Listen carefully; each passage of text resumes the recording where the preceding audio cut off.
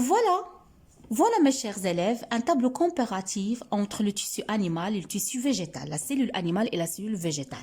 Donc, les points communs, vous les savez déjà, vu que ce sont des cellules, c'est-à-dire on va trouver dans les deux cellules le noyau, le cytoplasme, la membrane plasmique, et on va trouver un organite qui s'appelle la mitochondrie, qui est l'usine de la fabrication d'énergie, c'est la cellule. On verra ça ultérieurement.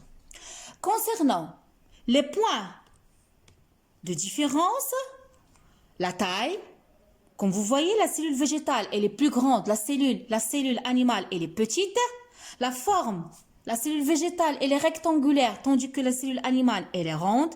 Vacuole, tout un petit organite qui se trouve dans la cellule végétale qui est rempli d'eau, qui est rempli de sels minéraux qu'on ne trouve pas au niveau de la cellule animale. Dans certains cas, on peut trouver des petites vésicules.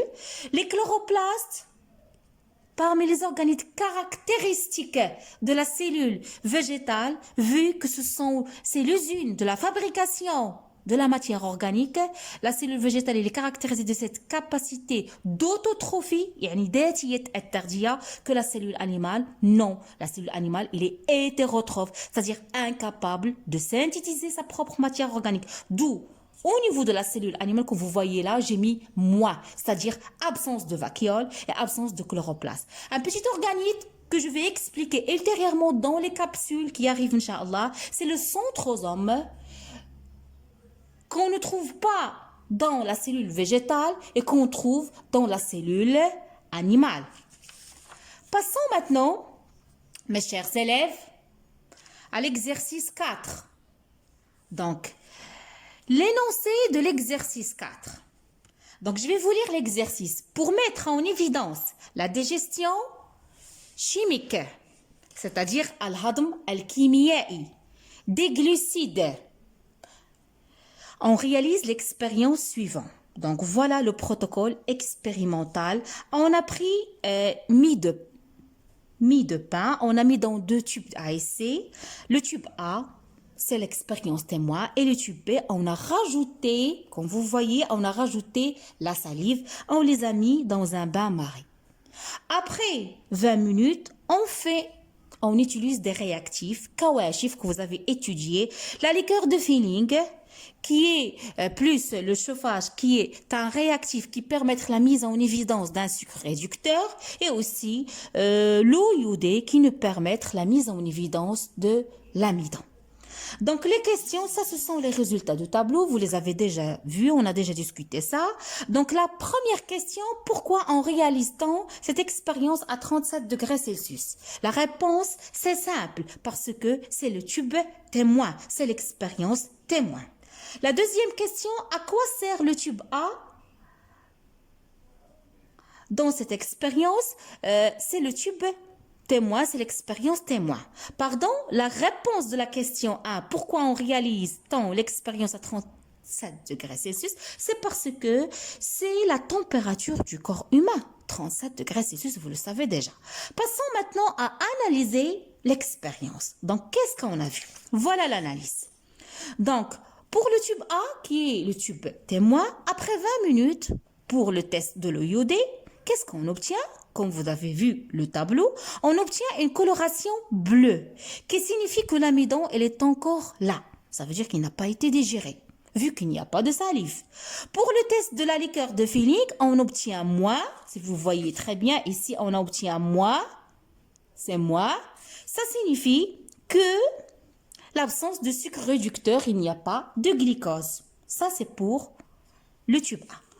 Passons au tube B. Le tube B, auquel on a rajouté la salive. Vous savez, la salive contient des enzymes. Pour le test à l'eau iodée, après 20 minutes, on obtient une coloration jaunâtre de l'iode. C'est-à-dire, regardez, on obtient moins. Ça signifie qu'on a une coloration jaunâtre, que l'amidon, il est absent. L'amidon, il est disparu. Tandis que pour la liqueur de Feeling, si vous voyez très bien, on a obtenu un plus après 20 minutes. On obtient un plus qui signifie qu'il y a un précipité rouge, brique, qui indique la présence de glucose. Ça, c'est l'explication, c'est l'analyse de l'expérience. Qu'est-ce qu'on peut déduire, qu'est-ce qu'on peut conclure ou bien comment on peut expliquer ces résultats? La seule explication qu'on peut représenter ici, que l'amidon a été digéré. Par quoi il a été digéré? Il a été digéré par la salive et s'est transformé en sucre réducteur, le glycose. On passe à l'exercice 5. Le téléphone sonne. Ali s'approche de l'appareil, le prend avec sa main droite et le place sur son oreille. C'est une phrase simple mais qui est significative. Donc, le téléphone sonne, Ali s'approche de l'appareil, le prend avec sa main droite et le place sur son oreille. Donc, quelles sont les questions? Petit 1, quel est l'organe de sens qui est à l'origine de la réaction de Ali? Quel est l'organe de sens? Vous connaissez qu'on a tous ensemble 5 organes de sens. Aada, hissiya, khams, hawas. Donc, à votre avis, quel est l'organe de sens qui est à l'origine de la réaction de Ali? Le téléphone sonne. Regardez le mot. On a ici un verbe indicatif qui nous indique la réponse. Le téléphone sonne. Ça veut dire, est-ce que c'est l'organe de sens, c'est les yeux? Non. C'est l'oreille. Très bien. On passe à la deuxième question.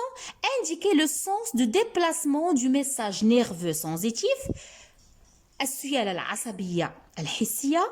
dans le corps de Ali. C'est-à-dire de quel organe à quel organe en précisant le nerf sensoriel al-asab al-hissi qui transmettant le message nerveux. Donc lorsque le téléphone sonne, au niveau de l'oreille de Ali, il y aura naissance d'un message nerveux. Il y aura naissance d'une lettre, il y aura naissance d'un influx nerveux. Donc, comment ça va se passer? Comme ça.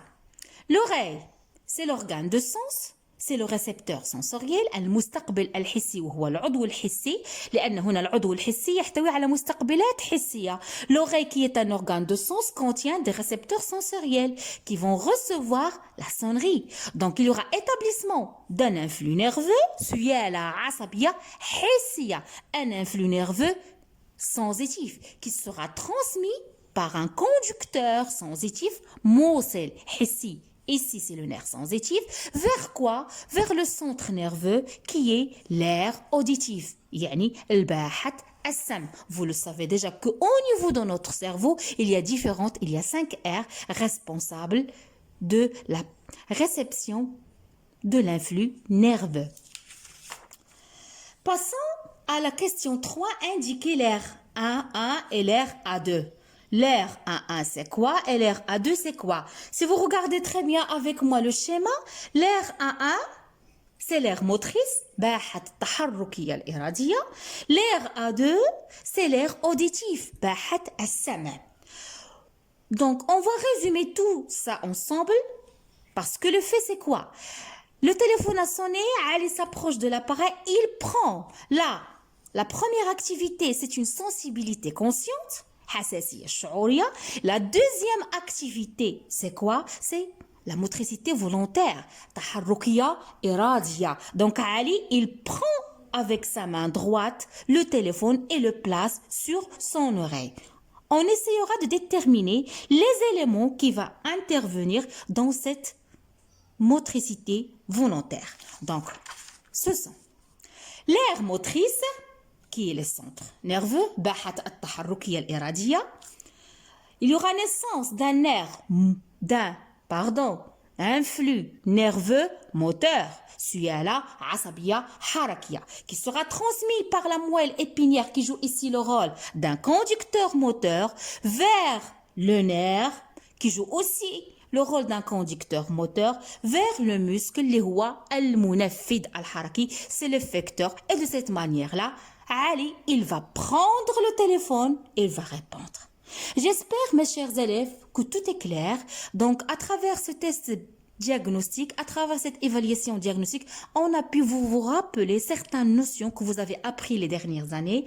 Je suis prête à vous répondre à vos questions. Soyez les bienvenus. Je vous adore et à bientôt.